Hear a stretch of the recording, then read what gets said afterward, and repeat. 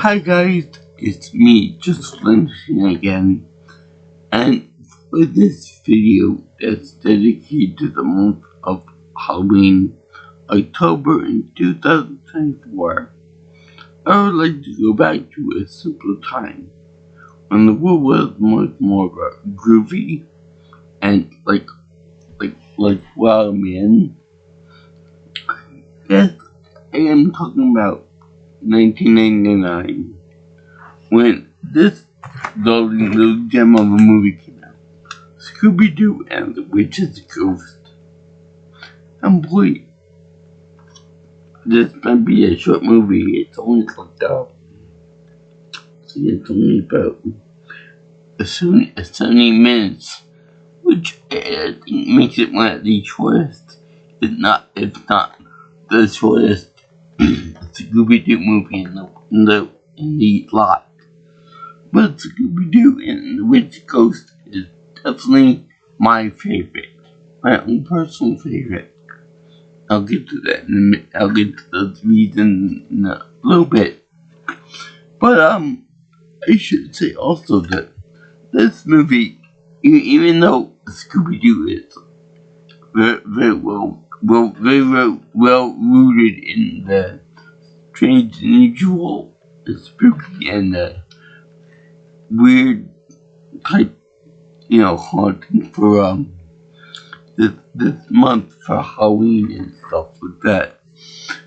I feel that this movie could very well be placed in the Thanksgiving category for movies and animations and whatever, because the time period that this takes place in is like around Halloween. But it could also be Thanksgiving because of the turkey and the pilgrims and all that other stuff that people purported to happen during the real Thanksgiving. And beside the point, this movie also inspired me to get my parents to drag their asses out of bed and go to Cape Cod in Massachusetts. So I got this nifty little sweatshirt. And you know what? It was a great place. We went to Salem. We met some more people over there. And we had a good time over there all around. There was even like a witchcraft museum. And I don't think I brought my camera into the place. But I got several locations outside of it. Like Plymouth Rock and all that other fun stuff, so all the touristy stuff. But that's beside the point. I will upload whatever videos I have for that area on my YouTube channel eventually. But for right now, let's talk about this darling movie. So this came out after Scooby-Doo on Zombie Island, where they say that that's where the supernatural creatures like the zombies and the witches in this movie and everything after that were real creatures and whatnot.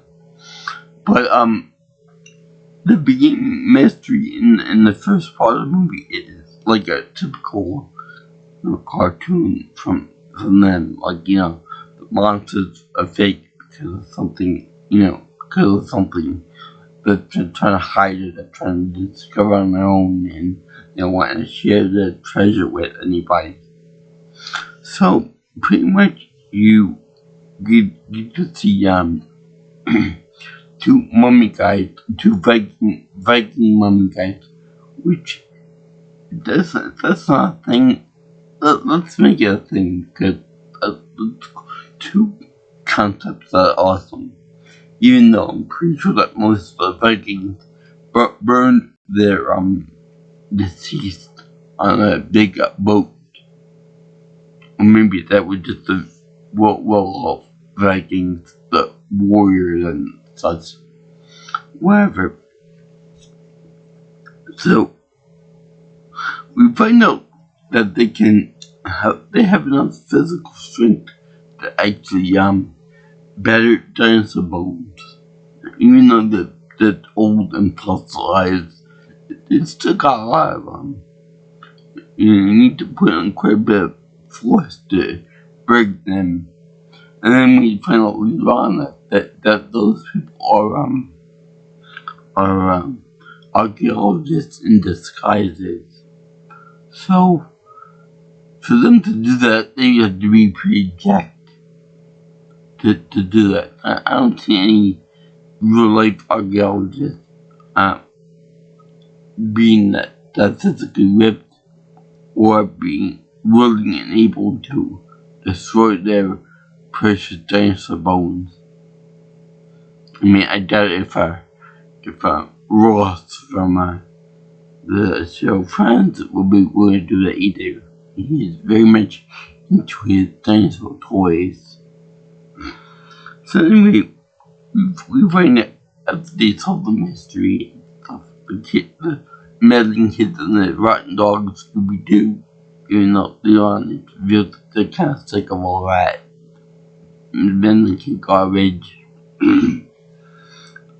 We find out that Ben Ravencroft has been watching them.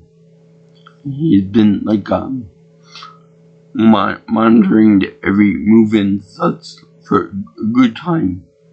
And if the name isn't evil enough sounding, Ravencroft, it's not like a writer's name, which he is, coincidentally of horror and mystery, like a certain guy, Stephen King, which I'm sure that there's no other similarity besides the fact that they're rich, they're well known, and they're in New England. King is in Maine and this guy is in Massachusetts. But if that wasn't evil enough for you, you got the master of evil voices to do his voice. Tim Curry. He done Hexus from Ferngully. He done Captain Hook on that TV Peter Pan show. And he did quite a few other evil bad guys, including the devil himself in one movie. So he's pretty well versed in evil things.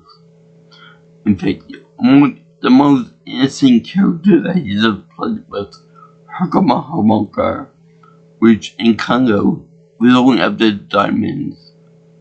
So that's about as pure-hearted and innocent as you could possibly get.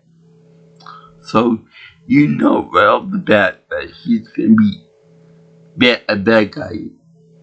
But for right now, he likes to play it off as being like I'm really interested in your gang and stuff. I'm really interested in your dog and your stories and stuff. So he ends up having a little romance, falling in love with Velma. Now, I know we all heard the stories about that she's a lesbian in disguise and that she's going out to Daphne. But in one of the cartoons and this, there is some blustering women between her and men. She could be bisexual. I don't care. I really don't care about that. All I know is that I like Velma as a character. In fact, I love her so much that in the cartoon about a pup named Scooby-Doo, it's actually really funny that they gave her ice cream head. It looks like her hair is like a big pile of ice cream that got from a scoober. So anyway, they get together and Ben invites them over to his house in Massachusetts, Eastern Massachusetts. And yes, we love him. If you don't mind, I'm gonna call it Mass from now on because Massachusetts is a giant pain in the ass to aside from me. So anyway, they go to mass, and then they go to this restaurant there, where, of course, Scooby and Shaggy have to eat like pigs during the whole time, to the point that the guy Jack, that owned it, that owned the establishment, is surprised that they can eat like that. Now, this has always bothered me from this type of thing. Like Goku and the others saying they eat like hogs, eat like pigs and all that. But, I think that Saiyans, I think there's a little bit of a leeway involved because they're alien. They don't really know our customs. They don't really know that eating like that is not acceptable. And they always eat like everything in sight, but they do it messily. And in this movie, Scooby and Shaggy, they chug beans from a big bowl. Eat like chicken wings. They eat like everything in sight, to the point that one of the other guests almost gets sick watching them eat. Now I can eat quite a lot, but I do it as neatly as I can. So did my dad and so did my mom too. God rest her soul. But anyway, when I know it's relatively nicely, these guys could take it way too far. So anyway, Ben's like my ancestor was a woman named Sarah, and she went into Wicca. And this is a good introduction for kids into the world of Wicca and the difference between Wicca and witchcraft.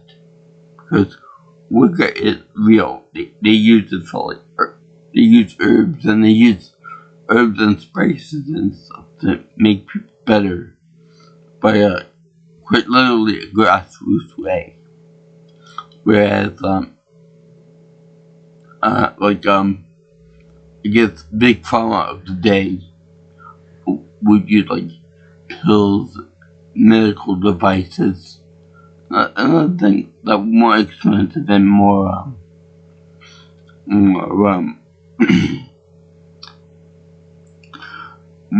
more high tech for that time period to cure people. It was more standardized, whereas Wicca was more like a natural way for doing things. Kind of like the rainforest, that there are probably thousands of cures for unknown diseases and incurable diseases nowadays that they don't have any medical cure for, or don't have any type of that they have with the diseases have resistance to antibiotics and whatever we have now. So we could point for that. They don't want to go into the actual religious aspect of it all, but they go more into the medicinal purposes behind Wicca and the nature practices and stuff, the worship of nature and things. Which, now that I think of it,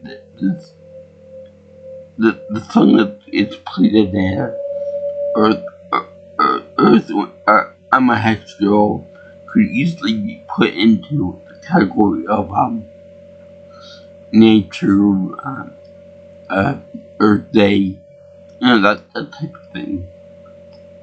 In fact, that's what I'll do. Instead of doing it for this Halloween, I'll do it for Earth Day for next year, 2025. Anyway, Ben also explains that Sarah used Wicca to help heal people to put against big pharma of the time. And also, Velma explained that people were persecuted if something went wrong with whatever treatment they had, and whatever type of if anything went wrong with the town or whatever, the people that were often outcast were people who were work oriented and people that were different in society, kind of the punk rockers of the time period. They were always blamed for everything. They were always like, get out, you don't belong here, you're out, you're different from us, get out. You're a different religion, you're a different ethnicity, you're different whatever to us. We're Puritans. So we don't want you out, go away. And that's what happened. That's what the Salem witch trials happened, because we don't know that witch trial doesn't exist like they do in the movies. But because the people were different, most often they were older women that had cats and whatnot, and rooms and all that they were outcasts. Anyway, I also made up a lesson plan based on this movie and based on the concept for kids in school, in high school, in which I would say, okay, I would bring up wake up and they with different practices and stuff, and that the people would often outcast them because they were different, and that they would blame, my kid has like a birth defect on their hand, blame her, she's a witch, or blame him because of my crops dying, he's a warlock. The male equivalent of witch. He's a warlock. Get rid of him now, or else we're gonna never eat properly again.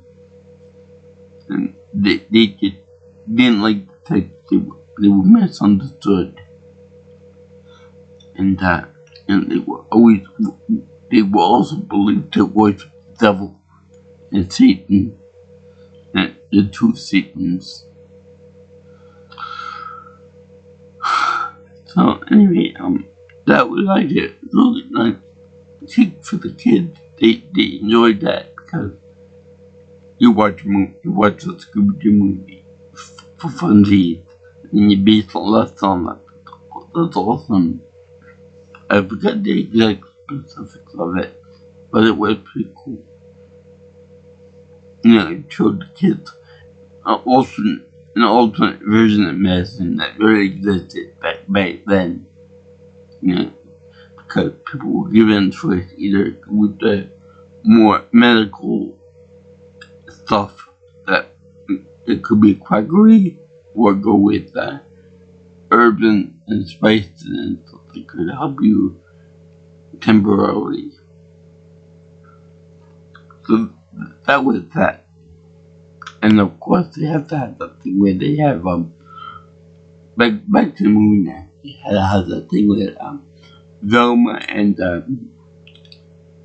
Ben Ravencroft had to switch classes because they both was classes and they both kind of awkward about it. So anyway, they show the witch as being one of the as being the pharmacy owner, and that he uses a cherry picker driven by Jack to actually drive around and scare people and make them think that he's a witch. And he uses fireworks from his daughter's siege protections to be like a fireball that witch would throw, like the witch would to the west. Believe it or not, that's not the only reference to the classic movie I made during this. So anyway, they show they show meaning of fireballs, but without the very distinctive sound a firework makes when it goes pow. They don't do that in this one. Maybe it's the music that was put in the movie, but they don't do that. It's kind of a bad thing. And then they showed the cherry picker too. Now, I thought that when they showed the fence and the roadway being disrupted, that was because of the cherry picker.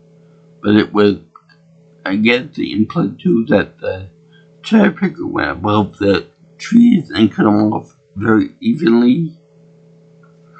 That was weird. So after the guys, after Scooby and Shaggy get out of the diner after making some pigs of themselves, and Jack had to run to the market to get more stuff, they go over to an alleyway and they meet my favorite part of the movie, the Hex Girls. By God, these girls are awesome. And everything they do, because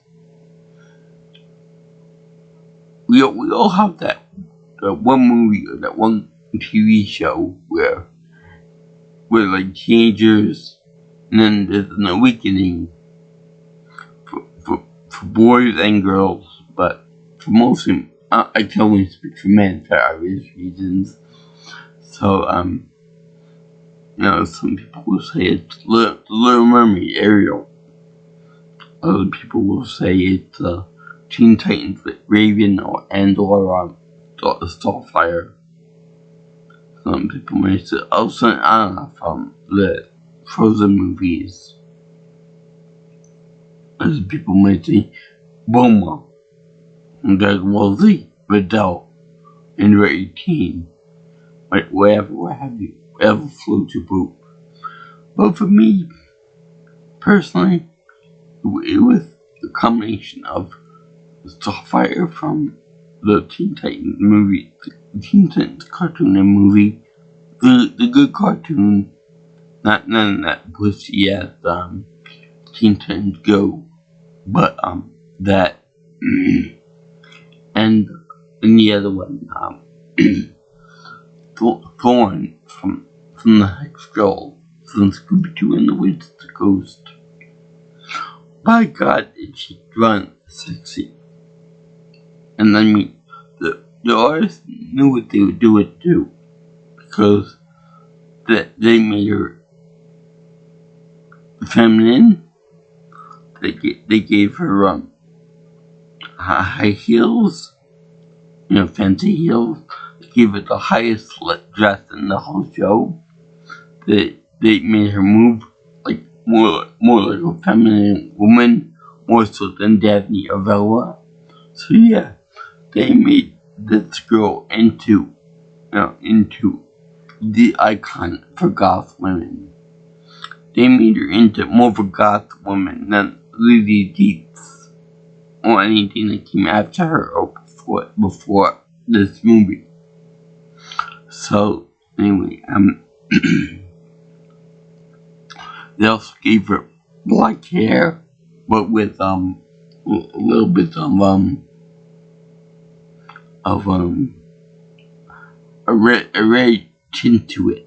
So it was kind of like dyed hair.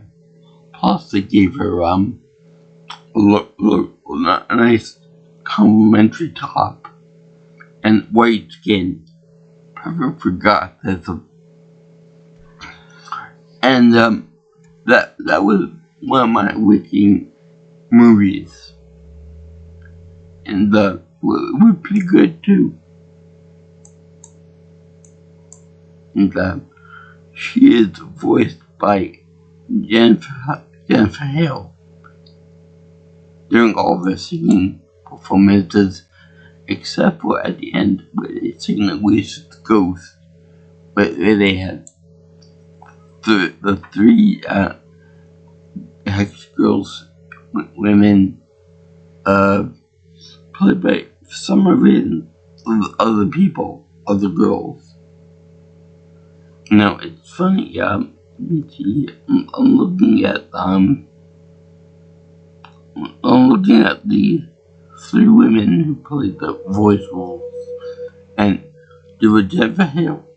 That's the one. There was Kimberly Brooks as Luna, not Luna from Sailor Moon, and Dusk was played by Jane Weldon, if I'm pronouncing that right. So yeah, that was really awesome there. Bravo to those three women. And there was lots of people that did a voice of Daphne, Fred, Shaggy, and Zelma. And yet the mayor of the town resembled William Shatner, and he reminded me of the guy from the mayor from Jaws also. And then they also have Frank Welker as Fred Jones. So yeah. By the way, in the movie they also have reference by Daphne and Fred always buddying up for some romantic interludes so that she can be saved by him. So anyway, they meet the girl and they're doing the concert and they're preparing for the I'm a Hex Girl song. And by God, the song is excellent. It's made eco-friendly nature, and it talks about that we gotta love the environment. But there's one thing that I kind of have to bitch about, and that is the. Oh wait, I'm sorry. The 3 songs in there is I'm a Hex Girl. There's which is like a national anthem for all God chicks out there. And then there's Earth, Wind, Fire, and Air, which is the one I'm gonna bitch about right now. And then there's The Witch is the Ghost. We should figure out some good ending song for it. But for now, we talk about Earth, Wind, Fire, and Air. Okay. Yet another song, musical thing that doesn't include water. What does everyone got against water and any type of things? We got the song September by a band called Earth, Wind, and Fire. Without the other air part. No. I don't think that's by accident that they put that in there. Because it'd be quite the hell of a coincidence if it was. I mean, the world is only about 7% water. What gives? What the hell now with them? When they like what? Are they like aquaphobic or something? What? Why hate?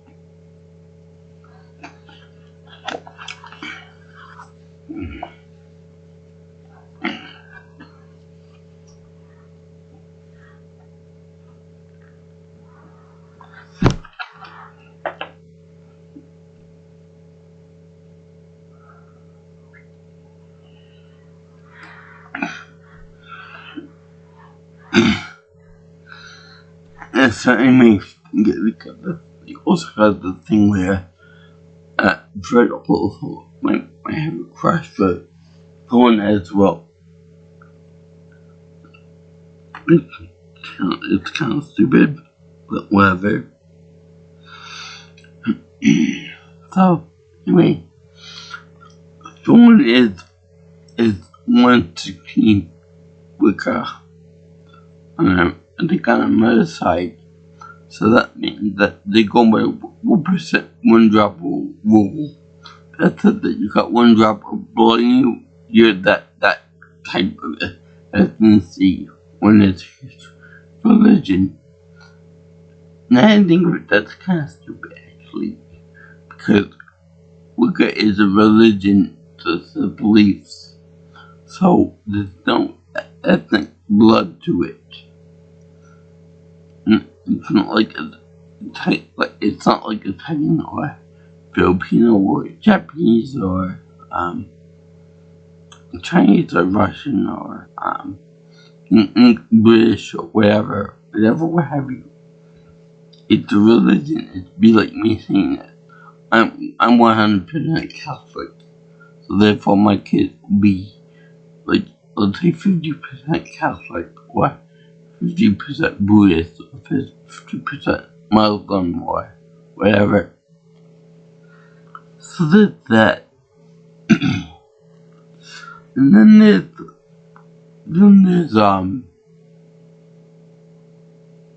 what was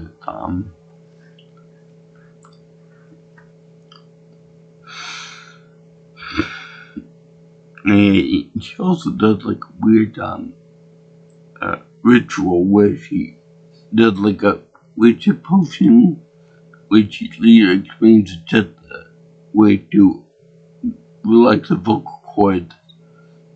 Where she just sets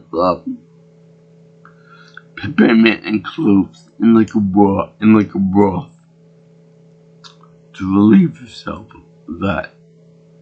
Okay, that's fine. So anyway, Ben Ravencroft is over there looking for Sarah's grave to clear her name from being a witch. Because, everyone in the town and whatever it was always demonizing her, passing her off as being a bad person and all that. It just took a bit. So then he ends up using Scooby and his nose to try to use it to dig apart the grave. And it just so happened that he found one of her old belt buckles lying in the dirt. Which is weird because I would think that over 400 years, in the past, I would think you would get a little more dirt on any layer of anything valuable in you. But anyway, he ends up digging the gravesite of Sarah, getting the book, and the book doesn't look like a healing item. It looks more like a the Nebula Comic-Con. When he rolls skull face on it, it could also be the face from the Care Bears movie book too. So yeah, that's why he revealed that Sarah wasn't a healer. He wasn't like she was a real full-on witch, and she's evil. She is, in fact, an evil person, a bad evil person. But why? And he also said that he paid off the guards and the archaeologists to do what they did. How in the world can this guy afford all this stuff just on right alone? You think he was Stephen King or something like that for all this stuff? But he does. When he powers up to become the warlock, he ends up first of all he fixes his eyes, much like they did in the Mummy. Why couldn't Mummy just take this guy's eyes, Ben Ravencroft's eyes? Which, by the way, it remind me of my old teacher in both appearance and voice and whatever. So that's funny too. So then, everybody's afraid of that because it's a real supernatural powers and she becomes a real witch. Voiced very nicely by Trey McNeil. Now you might know her from other works like Animaniacs and Drama as Mom, among other voices. And she just take out that iconic screech to her voice, and I love it. So it's so damn awesome, so funny.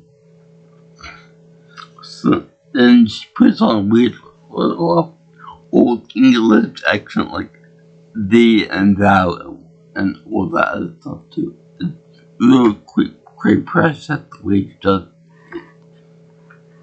Very distinctive, very iconic, and it's gone good until it's revealed that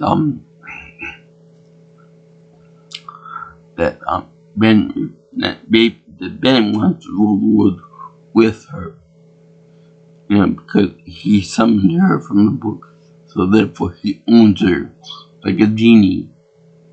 But she doesn't want to have this, and she locks him in the bowl because the only one that can actually stop her is a wicked. Now I think of it, it could also be like a good versus evil type thing, like a Witchtrap being the evil one and Wicca being the good one. But they play hot potato with the book, going from Shaggy to Scooby-Doo, Velma, Shaggy, and Daphne and stuff. It just happened that because she's a nerd, Velma can catch the book for shit and it's thrown to her by somebody else. And she also commands trees and pumpkins to go evil dead on everybody, including Velma and Daphne, which in this movie are wearing skirts. So it's like, but they didn't really go that far. And she actually transforms a big giant turkey in a turkeyzilla, which doesn't end up getting reversed in the end. So you have this mutant, huge sized turkey that can transform into they can stretch the neck like one of the old time movies. I forgot what it was, but it was referenced in the Angry Video Game Nerd. So anyway, they patrol. No,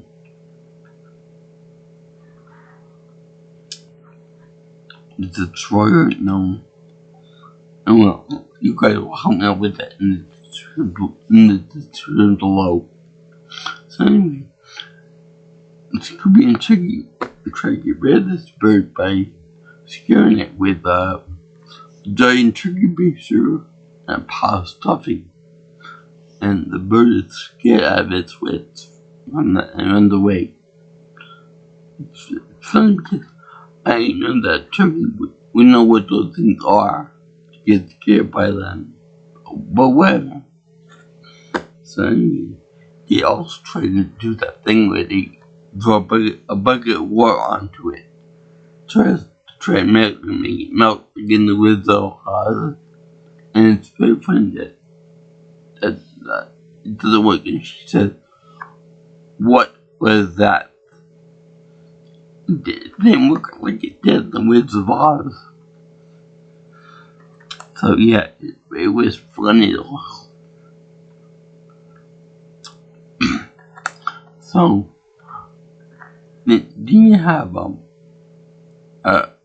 this face Thorn having to read from the book because she wants to change book up, and then right as she's reading the passage, you see the witch coming to her at full speed, like Neo from the Matrix, and she's oh yeah, by the way, the witch ghost actually comes in like 45 minutes into this 110-minute movie, so it's kind of a letdown to have it at the end. Like, but you got all this build up about her, and the mystery of whether she was good or bad. So anyway, right as the witch reaches Thorn, she gets zapped back into the book. But I love the way the witch is trying to fly away from it. Despite all the power, the book ends up taking her back in like a ghost trap, Ghostbusters. And it's very kind of nice because it sucks her out from the inside out, and it sucks on her inside, and she's dragged into the book world again, and she wants to take Ben too. The way he said, "I won't go alone. I guess misery loves company." So she dragged him into the world too. Now, and the book ends up getting burned up by a tree. And Zelma says, that Ben across the last book will never be read. Women had to tell it out. They missed that part. They also said, he also said in the beginning when he first took control of the book, he said, squatting on a roof, he said, I'm not one of your two little mysteries. I can't be told so easily. So anyway, I like to think that in the fictional world of the magic book, that Ben and his ancestor Sarah are over there arguing and whining about it, like Jafar Yago did in the first Aladdin movie, where he says,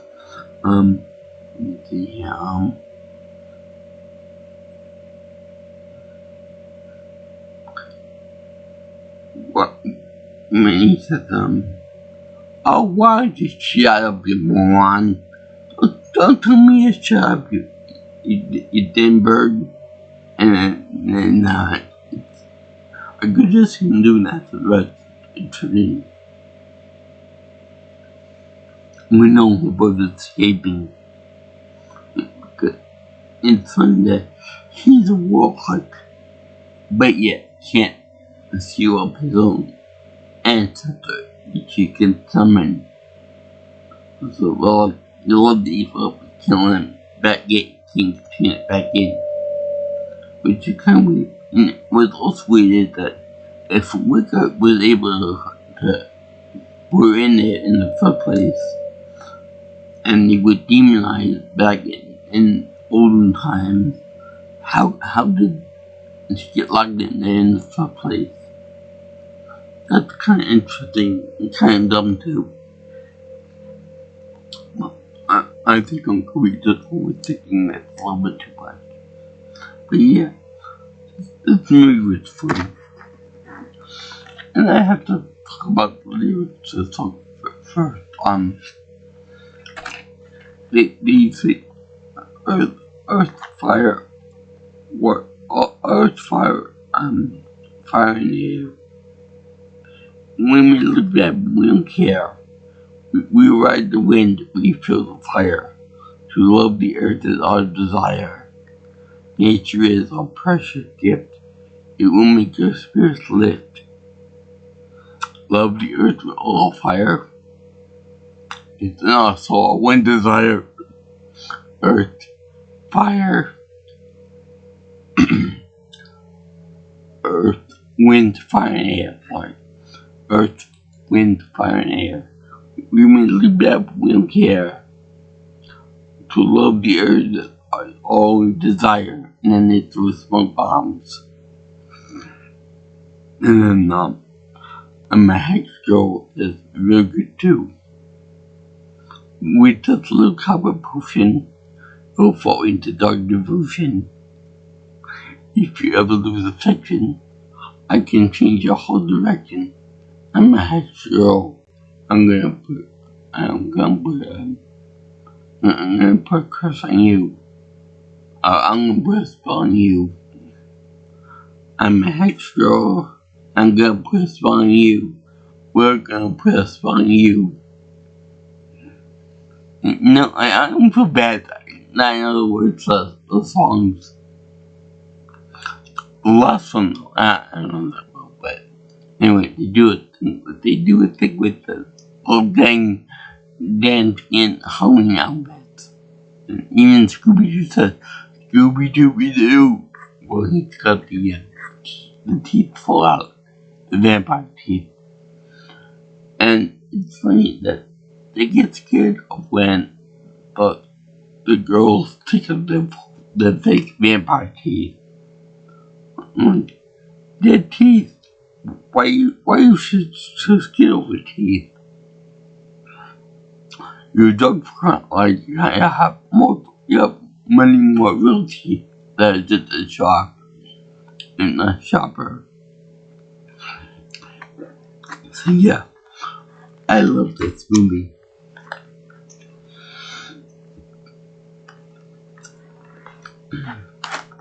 Because there's definitely a good slant for women in this, and that it empowers women.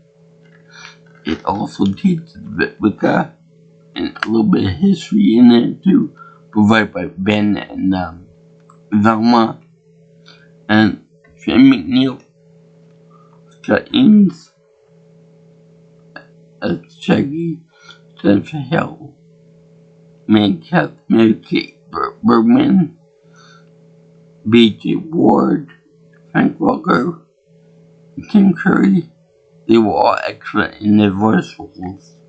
The legendary Josh Me.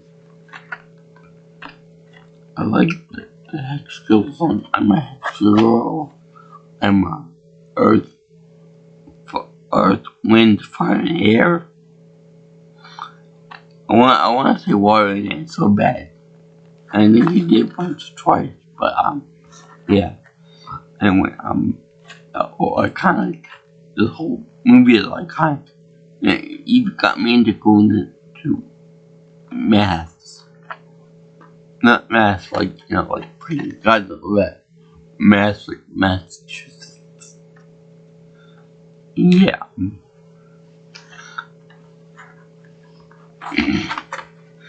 Anyway, let's rant on this movie for about 50 minutes so far. What do you think my review, my rating will be? It's definitely the happy face, seal proof, everything. The animation was good too, so the music and everything was good. The hex girls even became a kind of a good band in their own right, because in future episodes of the show, they actually transitioned from movie to TV show. Although with less better animation. This is the best animation you've ever seen on the three girls. On Boone especially. Because they really made it stand out. And kind of weird, in a kind of weird way they made it stand out. In a little bit sexualized way, but not overly too much. Yeah, I give every piece of thank you for watching my review of Scooby-Doo and the Witch's Ghost for the month of Halloween, October 2024. The eco-goths, they worship nature, and they want to help out nature, while also doing something when it comes time for it. Anyway, if you guys like what you see here and you want to see more of my videos, like, comment, share, and subscribe to my channel. Or if you want, you can always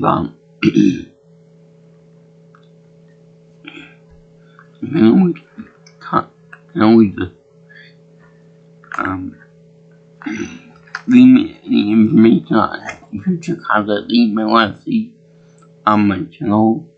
It is on my, so please call me or text me at 631-707-3707.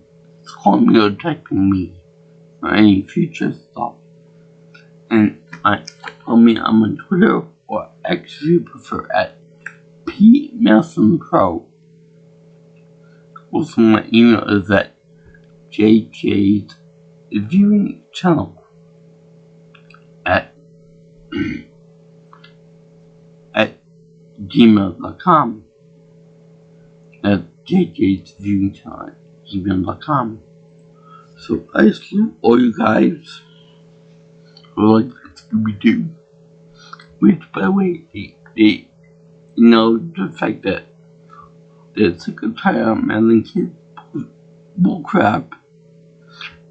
They always question why Daphne gets paired with Fred, and they also have a thing where Ben takes whatever Scooby-Doo says literally, like he said, roast. He means ghost, and rocks mean box. So you remind me of when that Johnny Bravo episode was like, you understand what the dog says? Yeah, sure we all do. Where they're used to it. They're used to him saying it like that. But Ben and everyone else doesn't understand jack shit what Scooby says. Like me, if you just first meet me, you'll have a hard time understanding me. But if you put in effort, you'll be able to understand me better. So yeah, I salute you guys again. Peace out, my little cool goblins. And have fun. Aloha. All you girls and guys in Ancient Land. And see you in the next one. Bye.